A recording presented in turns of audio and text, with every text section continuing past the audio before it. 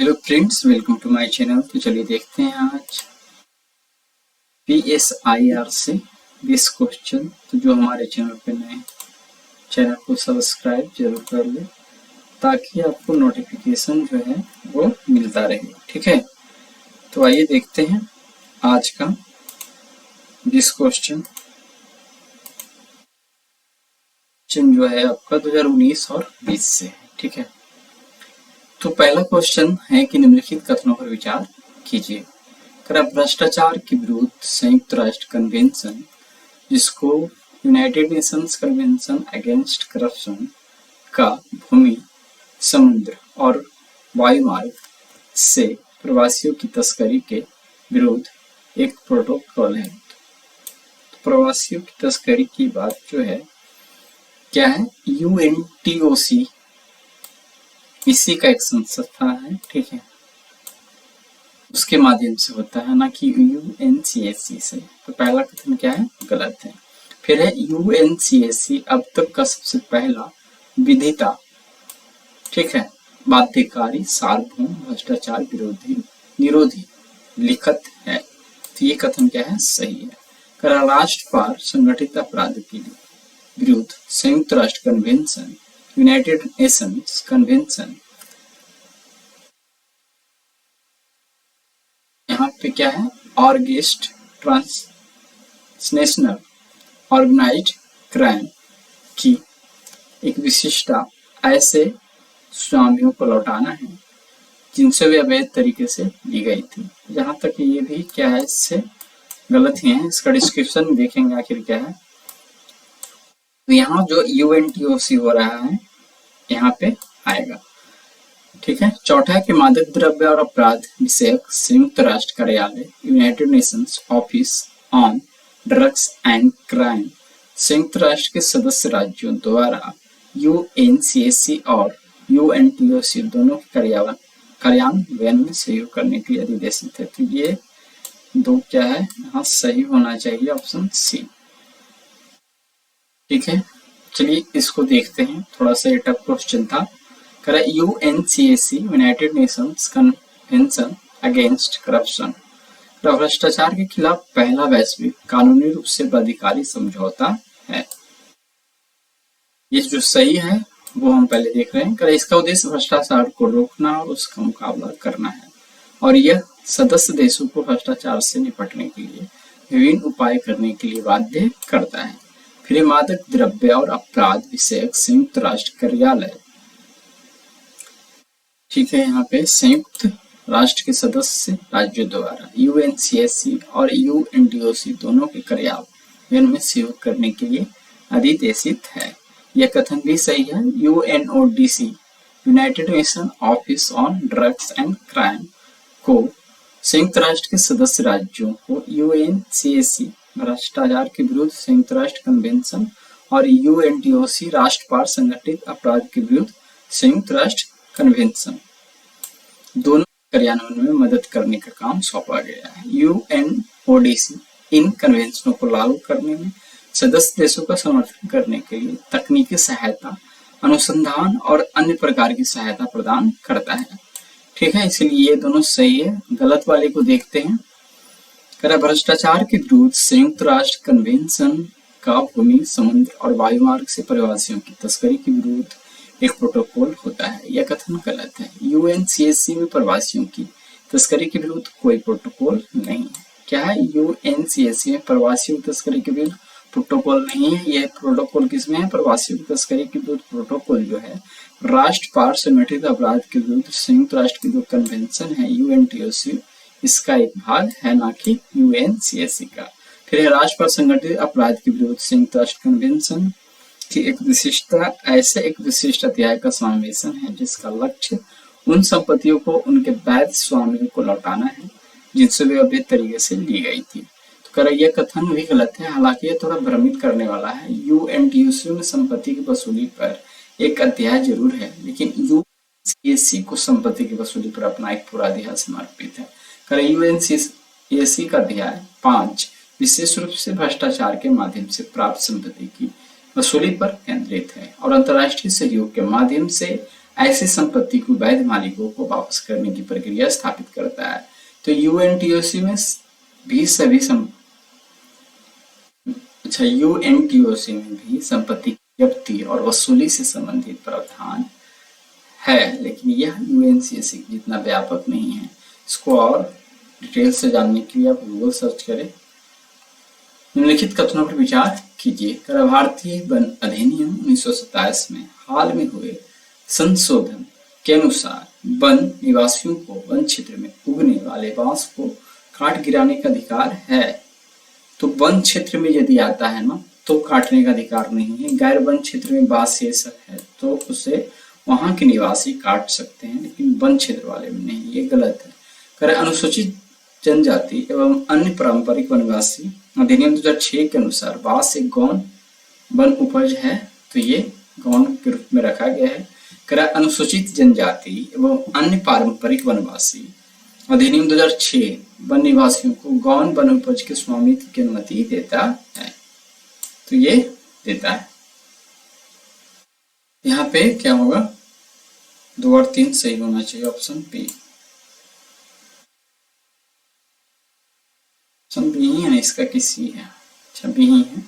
कर भारत वन अधिनियम 1927 में हाल ही में हुए संशोधन के अनुसार वन निवासियों को वन क्षेत्रों में उगने वाले बांस को काट गिराने का अधिकार है, तो ये तो कथन था। कर यह कथन गलत है। 2017 में भारतीय वन अधिनियम 1927 में संशोधन किया गया था, जिसके अनुसार गैर वन क्षेत्रों में उगाए जाने वाले बांस को पेड़ की परिभाषा से हटा दिया गया था। इसका मतलब है कि गैर वन क्षेत्र में बांस की कटाई और परिवहन के लिए परमिट की आवश्यकता नहीं होगी। हालांकि यह संशोधन वन निवासियों को वन क्षेत्रों में उगने वाले बांस को काटने का स्वचालित अधिकार नहीं देता है, उन्हें अभी भी लागू कानूनों और नियमों का पालन करना।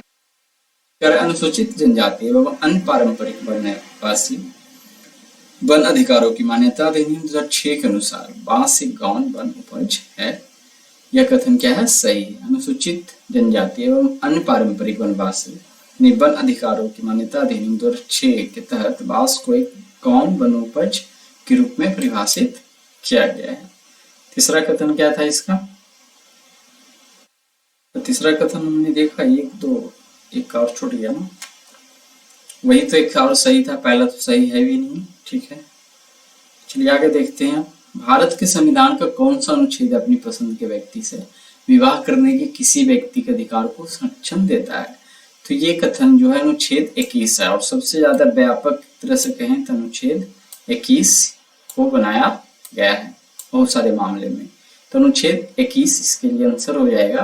कह रहा है अनुच्छेद 21 कहता है, अच्छा अनुच्छेद 21 में मिलनी है क्या, प्राण और दैहिक स्वतंत्रता का संरक्षण। कर अनुच्छेद 21 कहता है कि किसी व्यक्ति को उसके प्राण विधि द्वारा स्थापित प्रक्रिया के अनुसार ही वंचित किया जाएगा, अन्यथा नहीं। तो यद्यपि अनुच्छेद 21 स्पष्ट रूप से विवाह के अधिकार को उल्लेख नहीं करता है, भारत के सर्वोच्च न्यायालय ने विभिन्न निर्णयों में यह स्थापित किया है, और समय समय पे इस पे और भी मामले को जोड़ा जाता है कि अपनी पसंद के व्यक्ति से विवाह करने का अधिकार अनुच्छेद 21 के तहत संरक्षित प्राण और दैहिक स्वतंत्रता के अधिकार का एक अभिन्न अंग, इसे व्यक्ति की गरिमा और व्यक्तिगत स्वतंत्रता के अधिकार के रूप। अनुच्छेद 19 के बारे में पता है, व्यक्ति की स्वतंत्रता से संबंधित है। अनुच्छेद 25 क्या होगा, ये धर्म से रिलेटेड होगा, अंतःकरण की और धर्म को अबाध रूप से मानने, आचरण करने और प्रचार करने की स्वतंत्रता से संबंधित है। कर अनुच्छेद 29 अल्पसंख्यक वर्गों के हितों के संरक्षण से संबंधित है। इसलिए अनुच्छेद 21 अपनी पसंद के व्यक्ति से विवाह करने के अधिकार को संरक्षण देता है। आगे निम्नलिखित कथनों पर विचार कीजिए। कर भारतीय पेटेंट अधिनियम के अनुसार किसी बीज को बनाने की जैव प्रक्रिया को भारत में पेटेंट कराया जा सकता है? भारतीय पेटेंट अधिनियम के अनुसार किसी बनाने की जैव प्रक्रिया को भारत में पेटेंट किया जा सकता है? तो जहां तक हमको लगता है पेड़ पौधा से जो भी विकास की प्रक्रिया ये सब होता है उसको पेटेंट नहीं पाया। तो भारत में कोई बौद्धिक संपदा अपील बोर्ड नहीं है। तो बौद्धिक संपदा अपील बोर्ड था, लेकिन 2021 में समाप्त हो गया है। ठीक है, क्वेश्चन ये 2019-20 का है, तो इसको फिलहाल अभी सही मानेंगे कि नहीं मानेंगे। और जहां तक ध्यान में है कि इसके लिए पहला दूसरा तो गलत है। पादप किस्में भारत में पेटेंट कराए जाने के पात्र नहीं है, तो ये सिर्फ सही है। तो इसका जब आप आंसर देखिएगा तो 3 को ही रखा है, तो बौद्धिक संपदा अपील बोर्ड नहीं है। ठीक है, साथ ही साथ पौधे से रिलेटेड जो भी कुछ नया किस्म ये सब जो भी बनाया जाता है वो पेटेंट नहीं करवाया जाता है। तो यहाँ पे केवल 3 सही है। इसको डिटेल में थोड़ा देखने की कोशिश करते हैं। भारतीय पेटेंट अधिनियम के अनुसार किसी बीज को बनाने जा सकता है, ये कथन था। ठीक है, पर ये कथन गलत है। भारतीय पेटेंट अधिनियम की धारा 3 में स्पष्ट रूप से कहा गया है कि पौधों और जंतुओं की पूर्ण रूप से या किसी भाग में पेटेंट नहीं कराया जा सकता, चाहे वह कोई भी और बीजों आवश्यक रूप से जैविक प्रक्रियाओं या पौधे और जंतुओं के उत्पादन या प्रसार के लिए अनिवार्य रूप से जैविक प्रक्रियाएं सहित, इसलिए किसी बीज को बनाने की जैव प्रक्रिया को भारत में पेटेंट नहीं कराया जा सकता है। ठीक है, नया प्रकार से कोई बीज बना दिया गया तो उसको आप पेटेंट नहीं करवा सकते हैं। फिर भारत में कोई बौद्धिक संपदा अपील बोर्ड नहीं है। भारत में बौद्धिक संपदा अपील बोर्ड था जो पेटेंट, ट्रेडमार्क और कॉपीराइट जैसे बौद्धिक संपदा मामलों से संबंधित अपीलों को सुनने के लिए स्थापित किया गया था। हालांकि 2021 में केंद्र सरकार ने tribunal reform rationalisation and conditions of service ordinance 2021 के माध्यम से IPA कर दिया था। अब ये मामले संबंधित उच्च न्यायालय में सुने जाते हैं, इसलिए तकनीकी रूप से वर्तमान में कोई बौद्धिक संपदा अपीलीय बोर्ड नहीं है। पादप किस्में भारत में पेटेंट कराए जाने के पात्र नहीं है, तो यह कथन सही है। और इसी से रिलेटेड ऊपर भी था, भारतीय पेटेंट अधिनियम की धारा 3H के अनुसार कृषि या बागवानी की किसी विधि या प्रक्रिया को पेटेंट नहीं कराया जा सकता है। ठीक है, वहां पे जीव जंतु से रिलेटेड था। इसके अतिरिक्त पादप किस्मों का संरक्षण पौधे किस्मों और कृषक अधिकार संरक्षण अधिनियम 2021 के तहत किया जाता है, न कि पेटेंट अधिनियम के तहत। इसीलिए केवल कथन 3 ही क्या है, सही है। निम्नलिखित कथनों पर विचार कीजिए। पर्यावरण संरक्षण अधिनियम 1986 भारत सरकार को सशक्त करता है कि वह पर्यावरणीय संरक्षण की प्रक्रिया में लोक सहभागिता की आवश्यकता का और इसे हासिल करने की प्रक्रिया और रीति का विवरण दे। तो इस स्टेटमेंट को पढ़ने पे यदि नहीं इसके बारे में पता होगा तो गलत ही होगा। इसको नियम में ऐसा कुछ प्रावधान क्या होगा कि वह पर्यावरण संरक्षण की प्रक्रिया में लोक सहभागिता की आवश्यकता का और इसे हासिल करने की प्रक्रिया और रीति का विवरण दिया होगा। तो यह स्पष्ट रूप से वर्णन नहीं है, कारण इसको गलत ही माना गया है। वह विभिन्न स्रोतों से पर्यावरणीय प्रदूषकों के उत्सर्जन या विसर्जन के मानक निर्धारित करे, 1986 के अनुसार ये करे, तो ये बात सही है। केवल 2 को ही सही रखा गया है। तो पर्यावरण संरक्षण अधिनियम 1986 निश्चित रूप से पर्यावरणीय संरक्षण में लोक सहभागिता को प्रोत्साहित करने की बात करता है।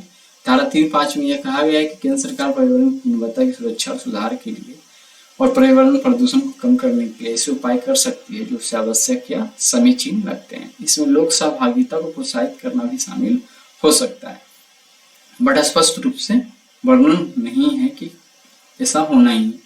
हालांकि अधिनियम में विशेष रूप से यह अनिवार्य नहीं किया गया है कि सरकार लोक सहभागिता की आवश्यकता का विवरण दे, और न यह बताता है कि सरकार को इसे हासिल करने की विशिष्ट प्रक्रिया और रीति का निर्धारण करना चाहिए। ठीक है, यूपीएससी की व्याख्या के अनुसार अधिनियम में इस पर अधिक स्पष्टता और विशेषता की कमी है, इसलिए इसे गलत माना गया है। तो कथन दूसरा देखते हैं। पर्यावरण संरक्षण अधिनियम 1986 की धारा 3 में स्पष्ट रूप से केंद्र सरकार को यह अधिकार देती है कि वह विभिन्न उद्योगों, प्रक्रियाओं, गतिविधियों से निकलने वाले पर्यावरणीय प्रदूषण के उत्सर्जन और विसर्जन के लिए मानक निर्धारित करे, या केंद्र सरकार को पर्यावरण की गुणवत्ता की रक्षा और सुधार के लिए आवश्यक कदम उठाने का अधिकार देता है। ठीक है, चलिए आगे देखते हैं। भारत में ठोस अपशिष्ट प्रबंधन नियम 2016 के अनुसार निम्नलिखित में से कौन सा एक कथन सही है? भारत में ठोस अपशिष्ट प्रबंधन नियम 2016 के अनुसार जो कथन सही है, इन नियमों में अपशिष्ट भराव स्थलों तथा अपशिष्ट प्रसंस्करण सुविधाओं के लिए सटीक और ब्यौरेवार मानदंड बंधित है। इसमें मतलब कि क्या है, अपशिष्ट भरावस्था, मतलब अपशिष्ट को यहाँ पे हम जमा कर रहे हैं या गड्ढा करके उसमें रख रहे हैं, या फिर अपशिष्ट को हम यहाँ पे मॉडिफाई कर रहे हैं, प्रसंस्करण कर रहे हैं, एक रूप से दूसरे रूप में किसी चीज में चेंज कर रहे हैं, तो इसके लिए सटीक और ब्यौरेवार मानदंड रखा गया है कि आप किस रूप में कहाँ कैसे इसका प्रसंस्करण यूज कर सकते हैं, या अपशिष्ट भराव स्थल कहाँ होना चाहिए, क्या नहीं होना चाहिए, ये सब कर सकते हैं। तो अपशिष्ट उत्पादक को 5 कोठरियों में अपशिष्ट अलग करने होंगे। ठीक है, यह कथन गलत है। अच्छा, पहले सी, इन नियमों में अपशिष्ट भराव स्थलों तथा अपशिष्ट प्रसंस्करण सुविधाओं के लिए सटीक और ब्यौरेवार मानदंड संबंधित है। ये डी में है, डी को बाद में देखेंगे, पहले ए क्या है वो देखते हैं। अच्छा, सी तो सही है ना, तो सी के बारे में व्याख्या नहीं है। चलिए आगे देखते हैं, व्याख्या है कुछ। तो पहला कथन था कि अपशिष्ट उत्पादक को 5 कोठरियों में अपशिष्ट अलग करने होंगे।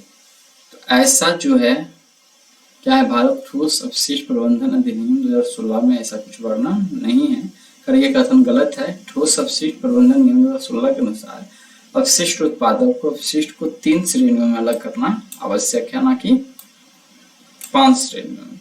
तो गीला कचरा बायोडिग्रेडेबल, सूखा कचरा पुनर्चक्रण योग्य हो, फिर है खतरनाक कचरा, यानी 3 कचरा के रूप में रखा है। गीला कचरा, तो गीला कचरा जनरली जो है कार्बनिक कचरा जिसको बोल सकते हैं, फल सब्जियों के छिलके वगैरह वगैरह, ठीक है, तो वो तो बायोडिग्रेडेबल हो जाएगा, गीला कचरा के रूप में रखते हैं।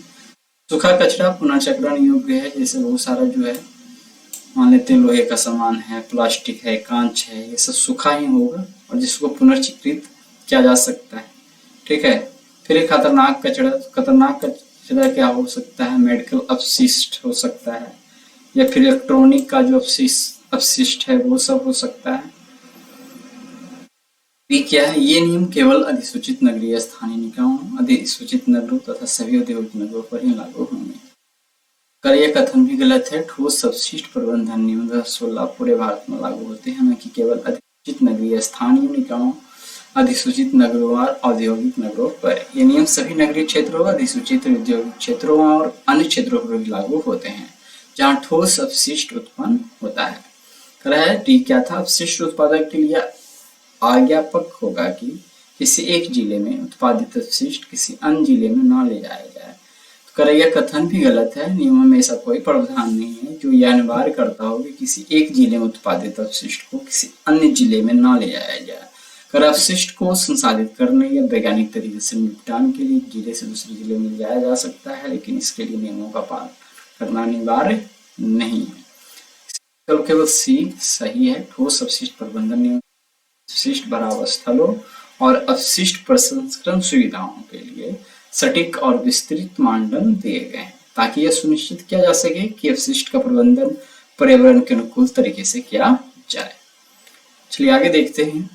निम्नलिखित कथनों पर विचार कीजिए। औद्योगिक रोजगार केंद्रीय संशोधन नियम 2018 के अनुसार यदि नियत अवधि रोजगार के लिए नियमों को कार्यान्वित किया जाता है तो फर्म या कंपनियों के लिए कामगारों की छंटनी करना अपेक्षाकृत आसान हो जाता है। जहां तक लगता है ये क्या है, सही है। अस्थायी कामगारों के मामले में रोजगार समाप्त करने के लिए कोई नोटिस देना आवश्यक नहीं होगा, तो ये भी सही है। फिर दोनों सही होना चाहिए, तो वही है कि यह कथन सही है। औद्योगिक रोजगार यानी अस्थायी आदेश केंद्रीय संशोधन नियम 2018 ने निश्चित अवधि के रोजगार फिक्स्ड टर्म एम्प्लॉयमेंट की अवधारणा पेश की। इसके तहत कंपनियां कामगारों को एक निश्चित अवधि के लिए रख सकती है और उस अवधि के समाप्त होने पर उन्हें बिना किसी विशेष कारण कि यह लंबी प्रक्रिया का पालन किए हटा सकती है। इससे कंपनियों के लिए कामगारों की छंटनी करना आसान हो जाता है, क्योंकि उन्हें स्थायी कर्मचारी की तरह कानूनी जटिलताओं का सामना नहीं करना पड़ता है। दूसरा है कि अस्थायी कामगारों के मामले में रोजगार समाप्त करने के लिए कोई नोटिस देना आवश्यक नहीं होगा, तो ये कथन भी सही है। कारण निश्चित अवधि के रोजगार के तहत कामगारों को एक निश्चित अवधि के लिए नियुक्त किया जाता है, जो कि एक समझौते के द्वारा तय होती है। इस अवधि के समाप्त होने पर रोजगार स्वतः ही समाप्त हो जाता है।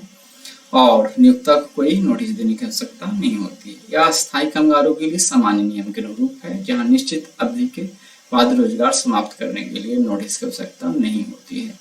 आगे कि भारत में गौण खनिज के प्रबंधन के संदर्भ में निम्नलिखित कथनों पर विचार कीजिए। इस देश में विद्यमान विधि के अनुसार रेत गौण खनिज है, तो गौण खनिज के रूप में नामित किया गया है। गौण खनिजों के खनन पट्टे प्रदान करने की शक्ति राज्य सरकारों के पास है, किंतु गौण खनिजों को प्रदान करने से संबंधित नियमों को बनाने के बारे में सरकार के पास है।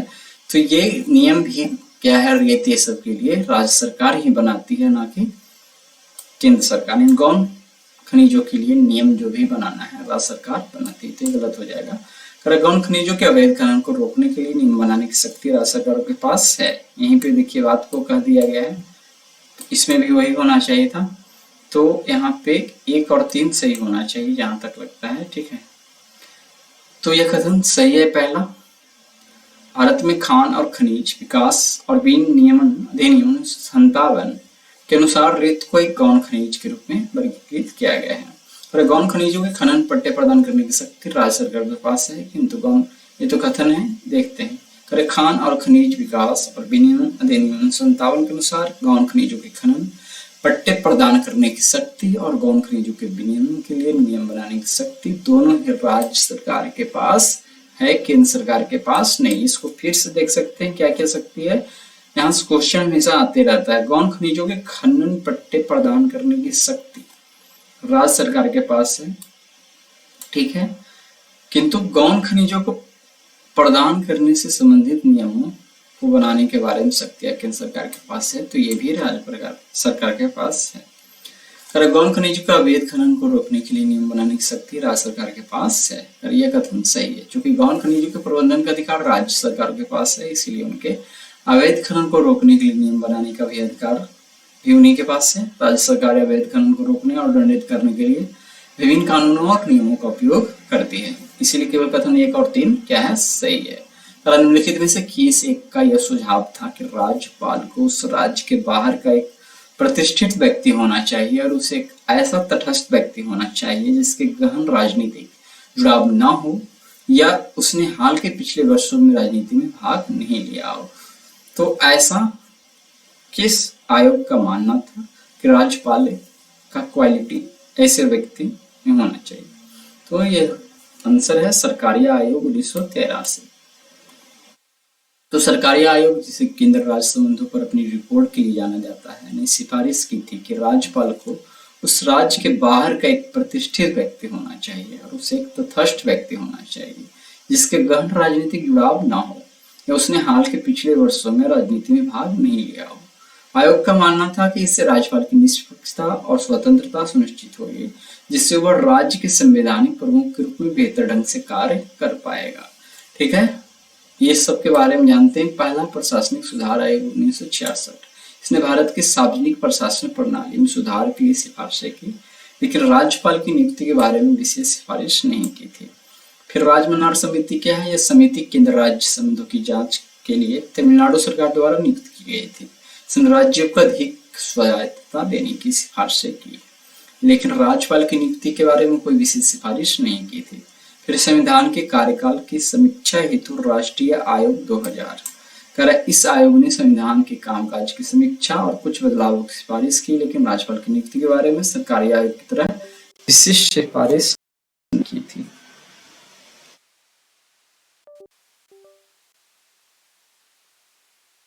निम्नलिखित कथनों पर विचार कीजिए। विधि के अनुसार प्रतिपूरक वनीकरण कोष प्रबंधन एवं योजना प्राधिकरण राष्ट्रीय तथा राज्य दोनों स्तर होते हैं।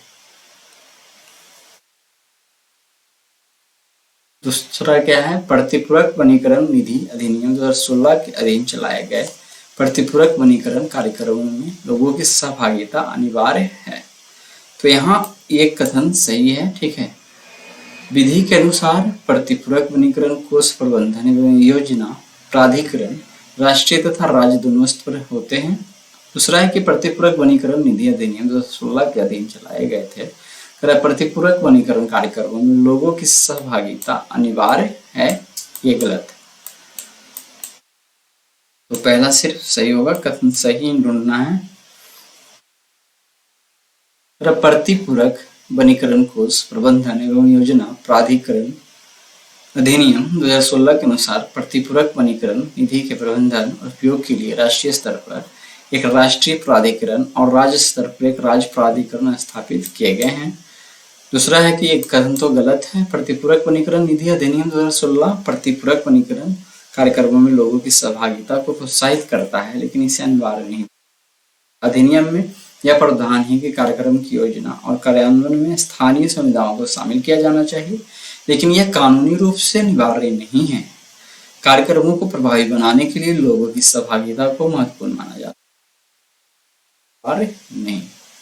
भारत में दूरसंचार, बीमा, विद्युत आदि जैसे क्षेत्रों में स्वतंत्र नियामकों का पुनरीक्षण निम्नलिखित में से कौन करते हैं या करती है? ठीक है, तो भारत में दूरसंचार, बीमा और विद्युत आदि जैसे क्षेत्रों में स्वतंत्र नियामकों का पुनरीक्षण निम्नलिखित में से कौन करता है? यहाँ पे 4-5 कुछ टर्म है। संसद द्वारा गठित तदर्थ समितियां ऐसा काम करती है या करता है या करते हैं, चलेगा। संसदीय विभाग संबंधी स्थायी समितियां ये भी करता है, ठीक है।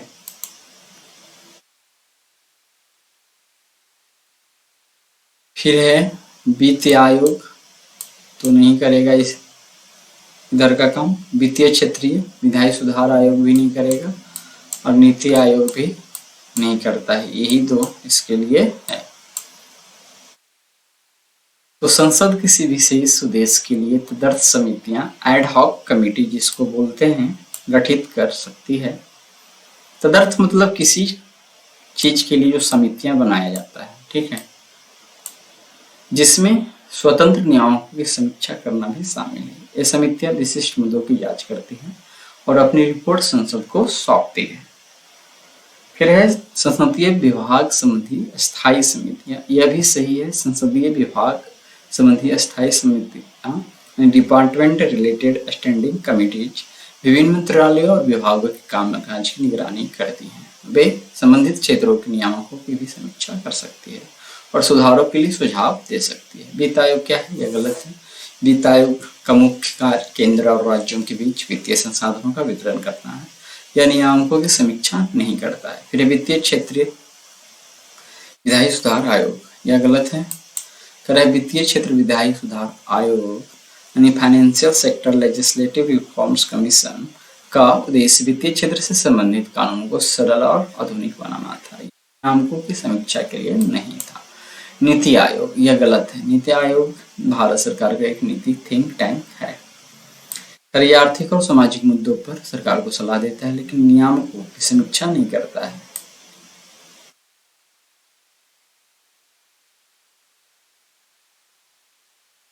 भारत की पंचवर्षीय योजनाओं के संदर्भ में निम्नलिखित में से कौन सा कथन सही है? तो क्वेश्चन ये क्या है, पंचवर्षीय योजना जो है 2017 के आसपास ये क्या हुआ, समाप्त हो गया था। क्योंकि क्वेश्चन 2019 का है तो 1 साल तक ये क्वेश्चन आया होगा, ठीक है। तो आइए देखते हैं पंचवर्षीय योजना से क्वेश्चन अब लगभग नहीं बराबर ही पूछता है। क्वेश्चन जो आया हुआ था हमने यहाँ सेट कर लिया है। तो भारत की पंचवर्षीय योजना के संदर्भ में निम्नलिखित में कौन सा कथन सही है, ये हम देखने का काम यहाँ पे करेंगे। दूसरी पंचवर्षीय योजना से बुनियादी तथा पूंजीगत वस्तु उद्योग के प्रतिस्थापन की दिशा में निश्चयात्मक जोड़ दिया गया। फिर चौथी पंचवर्षीय योजना में संपत्ति तथा आर्थिक शक्ति के बढ़ते संकेंद्रण की पूर्व प्रवृत्ति के सुधार का उद्देश्य अपनाया गया। तीसरा है कि 5वीं पंचवर्षीय योजना में पहली बार वित्तीय क्षेत्र की योजना के अभियान के रूप में शामिल किया गया। तो इसमें ये पहला और दूसरा को सही माना गया है और तीसरा को गलत माना गया है। देख लेते हैं आखिर है क्या, ठीक है। पंचवर्षीय योजना इम्पोर्टेंट टॉपिक है जिससे क्वेश्चन बहुत आता था, लेकिन अब जब पंचवर्षीय योजना को समाप्त कर दिया गया है तो क्वेश्चन कम ही आता है। फिर भी टॉपिक इम्पोर्टेंट है, का क्वेश्चन जो इम्पोर्टेंट है वो पूछ दिया जाएगा। पर यह कथन सही है, दूसरी पंचवर्षीय योजना 1956 से 61 पीसी महालनोबिस मॉडल पर आधारित थी और इसने भारी उद्योगों और सार्वजनिक क्षेत्रों के विकास पर विशेष ध्यान दिया। कर इसका उद्देश्य बुनियादी और पूंजीगत वस्तु उद्योगों को बढ़ावा देकर आयात प्रतिस्थापन को प्रोत्साहित करना था। पहला कथन को सही माना है। दूसरा है कि चौथी पचमढ़ी योजना में संपत्ति तथा आर्थिक शक्ति के बढ़ते संकेंद्रण की पूर्व प्रवृत्ति के सुधार का उद्देश्य अपनाया गया था। अगर यह कथन भी सही है। चौथी पचमढ़ी योजना 1969 से 74 का एक महत्वपूर्ण उद्देश्य संपत्ति और आर्थिक शक्ति के बढ़ते संकेंद्रण से काम करना था। कर इस योजना में सामाजिक न्याय और समानता पर जोर दिया गया और इसका लक्ष्य गरीबों और वंचितों के लिए बेहतर अवसर प्रदान करना था। कर पांचवी पचमढ़ी योजना में पहली बार वित्तीय क्षेत्र को योजना के अभिन्न किया गया था।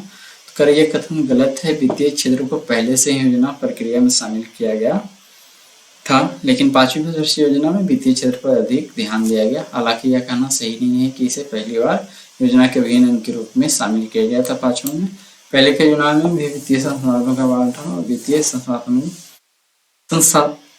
संस्थानों की भूमिका पर विचार किया गया था। पर भारत के संविधान के संदर्भ में निम्नलिखित कथनों पर विचार कीजिए। किसी भी केंद्रीय विधि को संवैधानिक रूप से अवैध घोषित करने की किसी भी उच्च न्यायालय की अधिकारिता नहीं होगी। तो ये सब क्वेश्चन लॉजिकल होता है, इसको थोड़ा ध्यान देना है, ठीक है। अब ये सब क्वेश्चन है कि थोड़ा आपको जब तक याद नहीं रहेगा नहीं बना पाइएगा। तो किसी भी केंद्रीय विधि को संवैधानिक रूप से अवैध घोषित करने की किसी भी उच्च न्यायालय की अधिकारिता होगी या नहीं होगी, क्योंकि उच्च न्यायालय जनरली क्या होता ही है स्टेट स्तर पे, ठीक है। तो केंद्र का जो सरकार है कोई कानून बनाया है तो उच्च न्यायालय उसको क्या है अवैध घोषित कर सकता है कि नहीं। तो एक टर्म है संविधान के लिए कि संविधान के मूल ढांचा को यदि प्रभावित किया जा रहा है तो न्यायालय उसके प्रति एक्शन लेगा। तो उच्च न्यायालय यहाँ पे क्या है अवैध घोषित कर सकता है।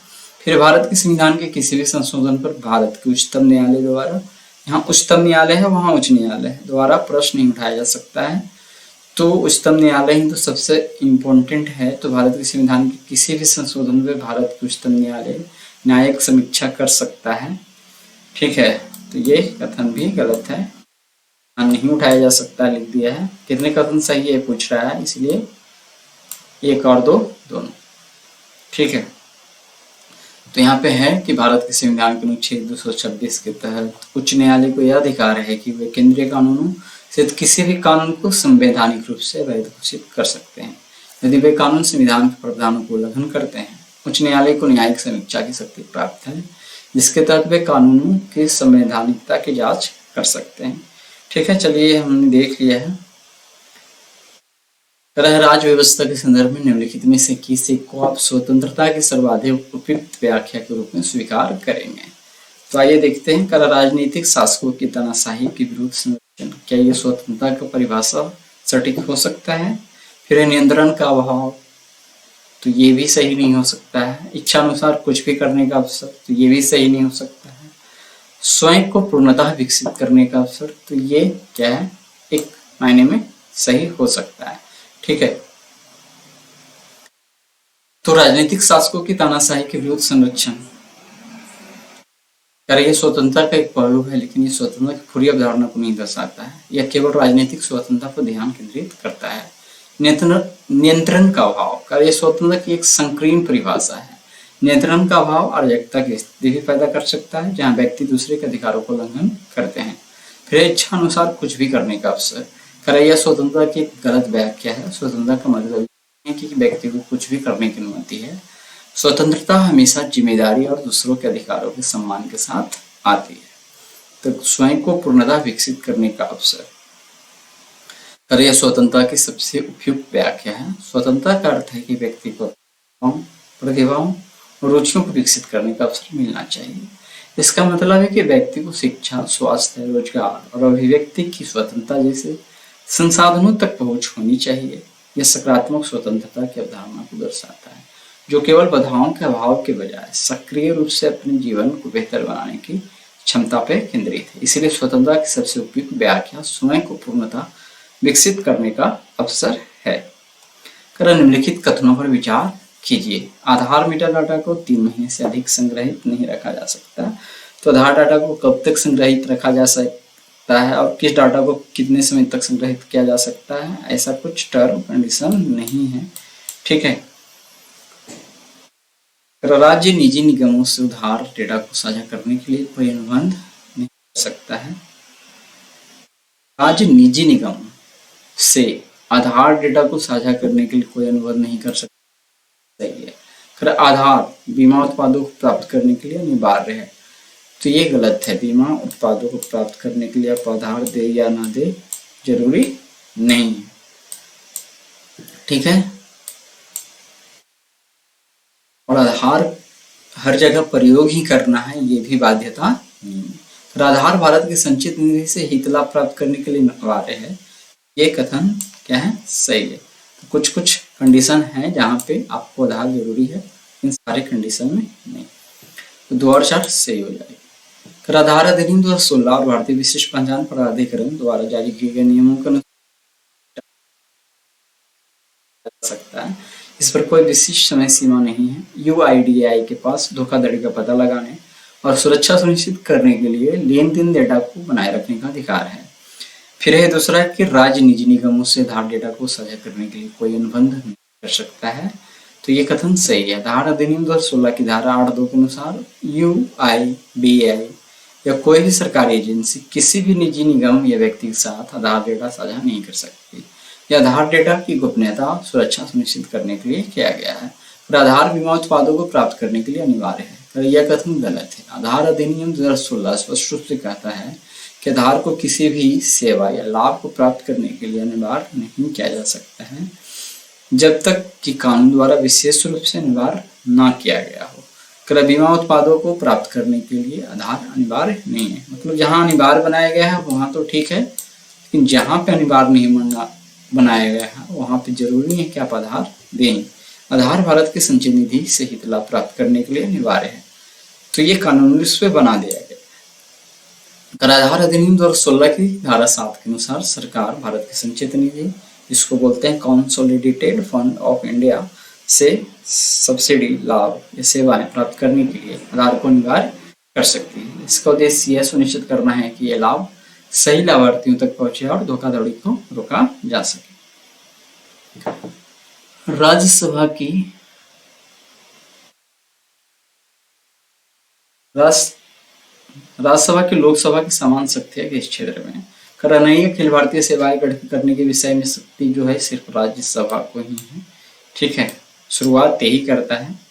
और संविधान में संशोधन करने के विषय में तो ये शक्तियां दोनों के पास है। संविधान में संशोधन करने की कोई बात आया, कोई विधेयक है, उसको पारित करना है तो लोकसभा राज्यसभा कोई भी पहले शुरू कर सकता है। सरकार को हटाने के विषय में, तो सरकार के हटाने के विषय की बात है तो लोकसभा में मंत्रिपरिषद होता है, ठीक है, और उसी के सदस्य उसमें होते हैं। राज्यसभा के तो होते नहीं है, ठीक है। और राज्यसभा के सिर्फ सदस्य होते हैं, लेकिन मेनली उसका जो काम होता है, जैसे होता है ना कभी कभी कोई प्रधानमंत्री बन गया तो लोकसभा का सदस्य न होकर वो राज्यसभा का सदस्य भी हो सकता है, ठीक है। लेकिन सरकार को हटाने की बात आता है तो मंत्रिपरिषद मेनली लोकसभा से रिलेटेड होता है, इसीलिए क्या है कि यह कथन गलत हो जाएगा। कटौती प्रस्ताव प्रस्तुत करने के विषय में तो ये भी क्या है, लोकसभा से ही जनरली रिलेटेड है। तो यहाँ संविधान में संशोधन करने के विषय में दोनों की शक्तियां समान है। और इस मामले में राज्यसभा को लोकसभा की तुलना में अधिक शक्तियां प्राप्त हैं। अनुच्छेद 312 के तहत केवल राज्यसभा ही 2/3 बहुमत से प्रस्ताव पारित करके नई अखिल भारतीय सेवाओं का सृजन कर सकती है। लोकसभा के पास ये विशेष शक्ति नहीं है, ठीक है। ये तो सही है, वो बात है। सरकार को हटाने के विषय में, सरकार को हटाने की शक्ति केवल लोकसभा के पास है, क्योंकि सरकार लोकसभा के प्रति उत्तरदायी होता है। राज्यसभा अविश्वास प्रस्ताव पारित करके सरकार को हटा नहीं सकती है। कटौती प्रस्ताव प्रस्तुत करने के विषय में, कटौती प्रस्ताव कट मोशन केवल लोकसभा में प्रस्तुत किए जा सकते हैं, राज्यसभा में नहीं। इसीलिए सही उत्तर बी है। संविधान में संशोधन करने के विषय में, संविधान के अनुच्छेद 368 के तहत संविधान में संशोधन करने के लिए एक विधेयक को संसद के दोनों लोकसभा और राज्यसभा द्वारा समान रूप से पारित किया जाना आवश्यक है। और किसी भी संशोधन को पारित करने के लिए दोनों सदनों की सहमति अनिवार्य है। इसलिए इस मामले में संसद सदस्य स्थानीय क्षेत्र विकास योजना MPLADS के अंतर्गत निधियों के संदर्भ में निम्नलिखित कथनों में से कौन सा सही है? तो संसद सदस्य स्थानीय क्षेत्र विकास योजना, member of parliament local area development scheme कह सकते हैं। तो ये देखते हैं MPLADS निधियां टिकाऊ परिसंपत्तियों जैसे स्वास्थ्य, शिक्षा आदि के भौतिक आधारभूत संरचनाओं के निर्माण में ही प्रयुक्त। ये कथन सही होना चाहिए, ठीक है। फिर प्रत्येक संसद की निधि का एक निश्चित अंश अनुसूचित जाति जनजाति की जनसंख्या के लाभार्थ प्रयुक्त होना आवश्यक है, तो ये भी सही है। फिर MPLADS निधियां वार्षिक आधार पर है और अप्रयुक्त निधि को अगले वर्ष के लिए अग्रेषित नहीं किया जा सकता है। तो यहाँ पे एक टर्म ध्यान देना है कि ये जो निधियां हैं, ये फंड है, अगले वर्ष के लिए अग्रेषित किया जा सकता है। इस कारण से ये गलत है। कार्यान्वित हो रहे सभी कार्यों में से कम 10% कार्यों का जिला प्राधिकार द्वारा प्रतिवर्ष निरीक्षण अनिवार्य है, तो ये भी सही है। यहाँ पे 1, 2 और 4 सही है, 3 तो गलत हो गया, ठीक है। चलिए आगे चलते हैं। अच्छा, जो गलत है वो देख लेते हैं। MPLADS निधियां वार्षिक आधार पर स्वीकृत की जाती है, लेकिन अप्रयुक्त निधि को अगले वर्ष के लिए अग्रेषित कैरी फॉरवर्ड किया जा सकता है। पहले कुछ सीमाएं थी, लेकिन बाद में नियमों में ढील दी गई ताकि निधियों का बेहतर उपयोग हो सके, ठीक है। कार्यान्वित, अच्छा ये 10% वाला भी देखते हैं।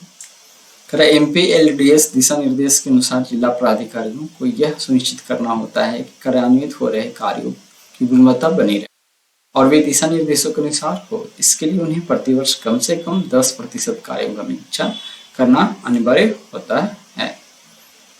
निम्नलिखित मूल अधिकारों के किस संदर्भ में अस्पृश्यता के रूप में किए गए विभेदन के विरुद्ध संरक्षण समाविष्ट है?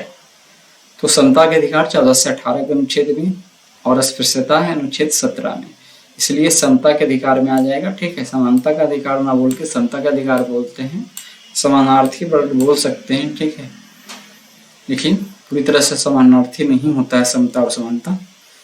शोषण के विरुद्ध अधिकार, इस अधिकार में मानव तस्करी, बेगार और 14 वर्ष से कम उम्र के बच्चों को कारखाने, खदानों या खतरनाक व्यवसायों में काम करने से रोकने जैसे प्रावधान शामिल है।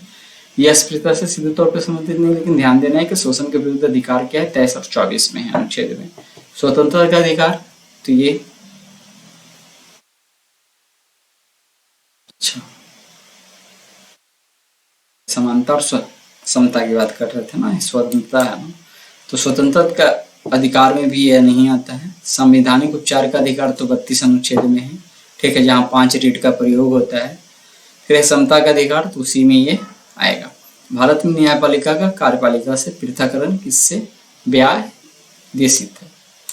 देखिए ध्यान देना है कि ये टर्म की बात अनुच्छेद 50 में नीति निर्देशक तत्व में, ठीक है, किया गया है। न्यायपालिका का पृथककरण क्या है, कार्यपालिका से किया गया है, तो ये हो जाएगा ऑप्शन बी, ठीक है। तो भारतीय संविधान के भाग 4 में अनुच्छेद 36 से 51 तक राज्य के नीति निर्देशक तत्वों को लेकर है। अनुच्छेद 50 विशेष रूप से राज्य को यह निर्देश देता है कि राज्य की लोक सेवाओं में न्यायपालिका को कार्यपालिका से अलग करने के लिए कदम उठाएगा। संगत नहीं है, अर्थात इनके उल्लंघन पर न्यायालय में लागू नहीं किया जा सकता और ये शासन के लिए मौलिक है और राज्य के कानून बनाते समय इन्हें ध्यान में रखना चाहिए, ठीक है। वित्त मंत्री संसद में बजट प्रस्तुत करते हुए उसके साथ अन्य प्रलेख भी प्रस्तुत करते हैं, जिनमें बृहद आर्थिक रूपरेखा विवरण यानी the macro economic framework statement भी सम्मिलित रहता है। यह पूर्वोक्त प्रलेख निम्न आदेशन के कारण प्रस्तुत किया जा सकता है। तो इसके लिए आंसर ये दिया जा रहा है कि राजकोषीय उत्तरदायित्व एवं बजट प्रबंधन अधिनियम 2003 के प्रावधानों के कारण ऐसा किया जाता है, ठीक है। तो देख लेते हैं डायरेक्ट कि राजकोषीय उत्तरदायित्व एवं बजट प्रबंधन अधिनियम 2003 सरकार को संसद में बजट के साथ कुछ विशिष्ट दस्तावेज प्रस्तुत करने के लिए अनिवार्य करता है। इन दस्तावेजों को उद्देश्य सरकार की वित्तीय नीतियों में पारदर्शिता और जवाबदेही सुनिश्चित करना होता है, ठीक है। तो आज का 20 क्वेश्चन PSIR से संबंधित यही था। तो मिलते हैं कल इकोनॉमिक्स के कुछ क्वेश्चन के साथ। ठीक है, तो इसी प्रकार से हमारे चैनल पर बने रहें, वीडियो को देखते रहें।